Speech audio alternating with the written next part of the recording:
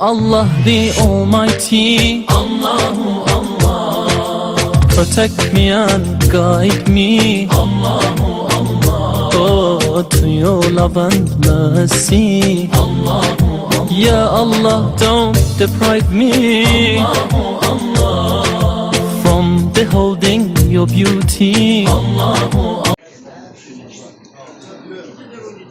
Hörmətli din xadimləri, hörmətli mescid rəsmiləri, hamınızı salamlayıram.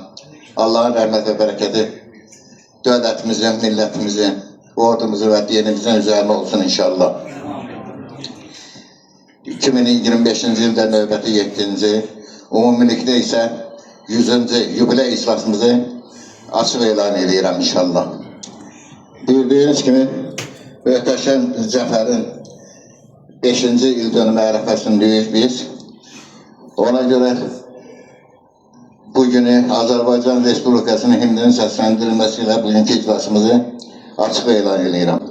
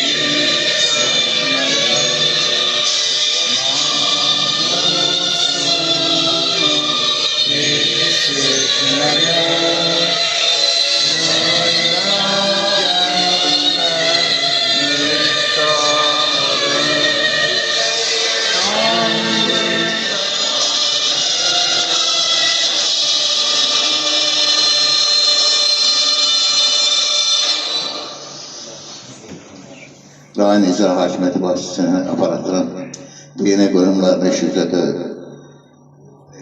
şöbəsinin yeni komitəsinin sədri müavini Ələbbas müəllimdir. Yeni qurumlar üzrə dövlət komitəsinin mütəxəssisləri Evren müəllim, Cəvət Sadiq müəllimdir. Qonaqlarına da salamlayırıq, xoş gəlmək olsun deyirik inşallah.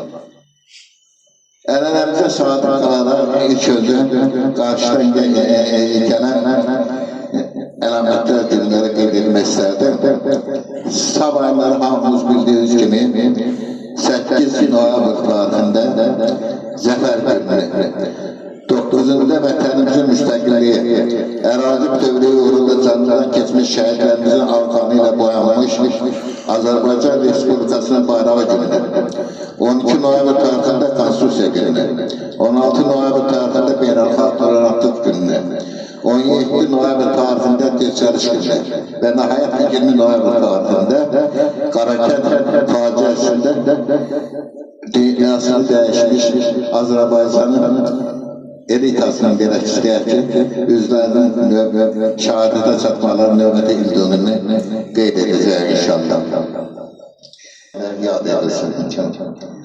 Belə əlamətlər günlərdə bütün dindarlarımız və din xadimlərimizin duaları Heydər Əliyev Həzrətləri ruhu üçün olmaqla, onun mübarək yolunun davamçısı, Prezidentimiz və Ali Başkomandanımız İlham Əliyevin müstəqilliyimizi qorumaq, xalqımızı daha böyük uğurlara doğru aparmaq, Azərbaycan haqq işinin zəfər çalması yolunda dəyərli fəaliyyətinə dəvət verməsini uca Allah'tan arzu edərək vətənimizin xoşbəxt gələcəyi, xalqımızın rifahı üçün olub və olacaq və bir daha vətən yolunda şəhid olmuş oğul və qızlarımızın ruhları qarşısında baş əyərək rəhmət diləyirik. Şəhidlərimizin qanı ilə boyamış şanlı bayrağımızı doğma vətənimizin hər bir köşəsində, o cümlədən də Şuşamızda, Xankəndimizdə də qurantılmağa, Böyük Zəfər bayramına və şəhidlərimizin qanı ilə boyanmış qanında şanlı Azərbaycanımızın bayraq gününü müstəqil Azərbaycanımızın hər bir köşəsində qeyd etməyi bizlərə, Azərbaycan xalqına, böyük Türk dünyasına nəsib edən uca yaradana sonsuz şükürlər olsun. Bu fəxarəti qələbə sevincini bizlərdə yaşayan şəhidlərimizin ruhu qarşısında baş əyib, şəhid analarının əlindən öpür, şəhid atalarını bağrına basır. Qazi və yaralarımıza Allah Teala'dan şəfaat diləyir. Ali Başkomandandan tutmuş sonuncu sıralı əskərə qədər 44 günlük vətən müharibəsinə, qisas və lokal antiterror əməliyyatlarının hər bir iştirakçısına uca yaralardan uzun ömür, can sağlığı arzu edilir. Hörmətli izləyicilər, sizdən xahişimiz bizə dəstək üçün videonu bəyənməyi, paylaşmağı və şərh yazmağı unutmayın. Öncədən təşəkkürümüzü bildiririk.